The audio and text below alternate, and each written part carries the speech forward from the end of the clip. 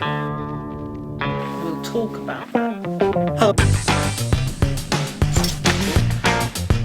It's quite poor.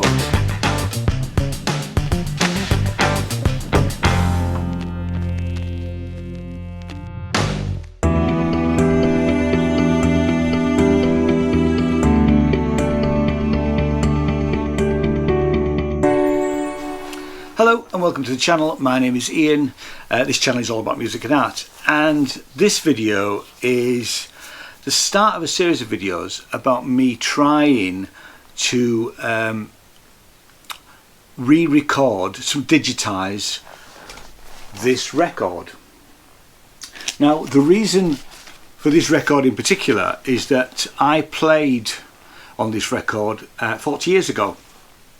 I joined the band Nerve Centre in 1981, and it was just a few weeks before the band were due to go in and record their first LP.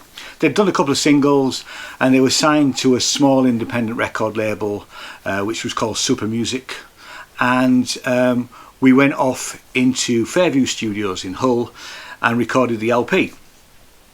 Now it's 40 years ago this year, and I was looking on Facebook and the lead singer Gary popped up, and we had started a conversation. We've stayed in contact over the years, and we had a couple of phone calls, and Gary's up for me digitising the whole album, cleaning the whole recording up as best we can. We've no access to the masters. The masters were long gone.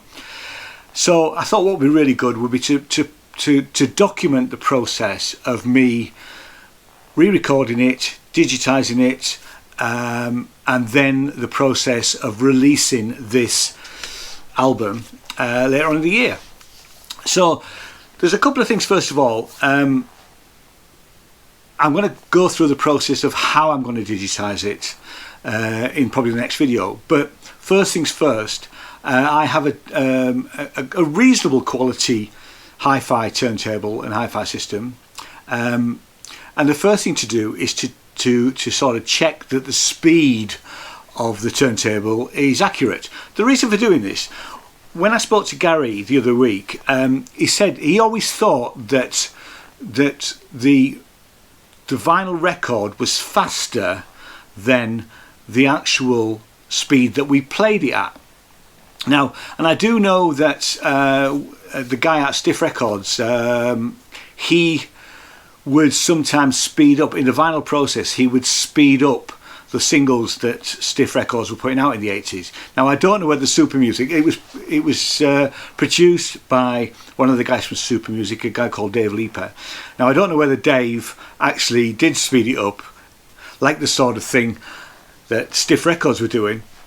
But we need to find out, and there is a way of us finding this out. So I'm going to check my turntable, make sure that the turntable is as accurate as possible. But I also have got my original cassette, which was taken from the actual sessions. So this was pre-mastering, just at the end of the sort of weekend that we spent recording the album. We were all given a cassette. And I've still got mine, so I can test whether the actual record speed is accurate to the cassette, and we'll do that. So the first things first is we need to test what speed my turntable is running at, and so let's have a look at that.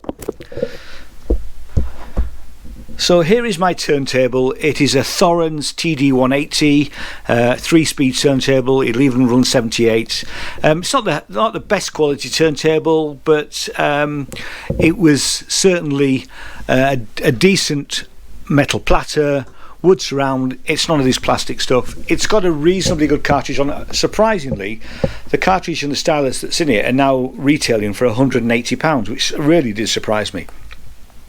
Now, the first thing here is we've got a speed disc, but we need to have a light running at 50 hertz.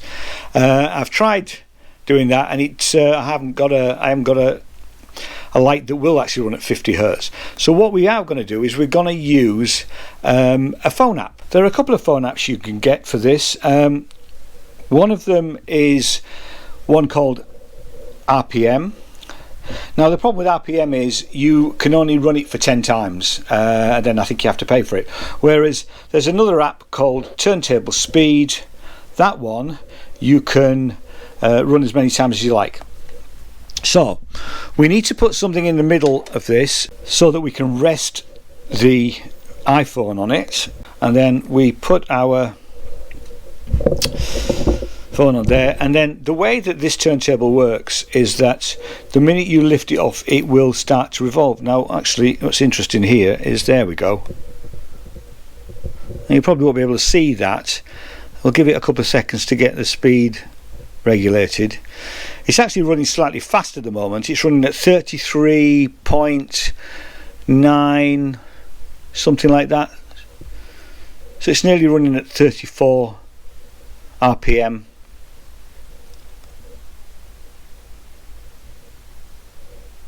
And it's stabilised at round about that. It's fluctuating between 33.7 and 33.9, so it's running slightly fast, which surprises me. We'll just try it on 45, see what happens there, and we've got the same thing going again. It's 45.9, 45.8, somewhere around about that. So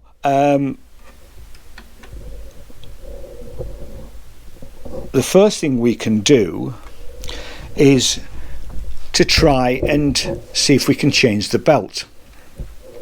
I have got a new belt. I think I put it under here. It came the other day. Now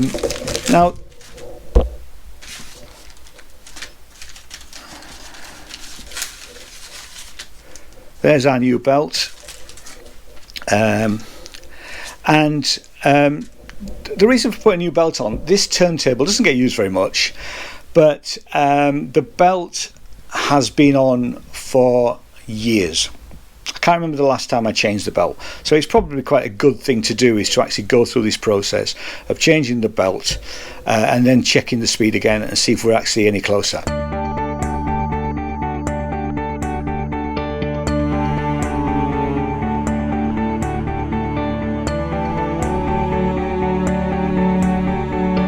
Forgotten that this platter comes into two parts, so it makes it actually quite a bit easier.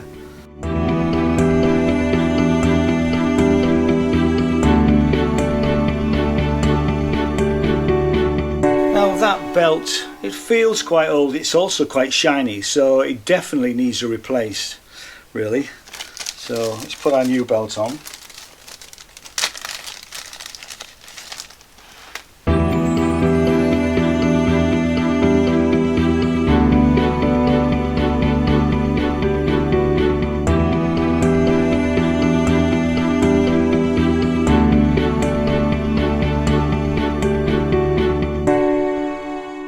So I'm just making sure that it's running level, which you can see it is.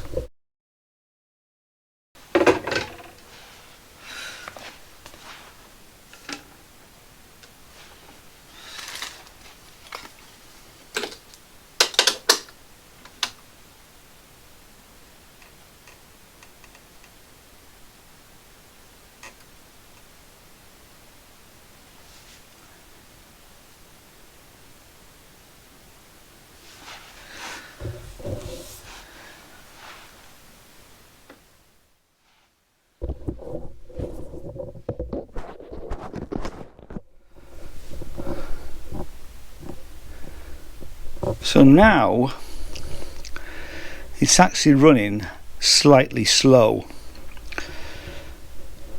So it should be 33 and we're running at 32.2.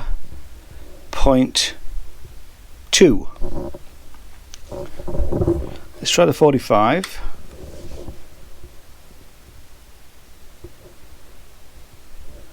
And that's running at 43.9, so just under 44.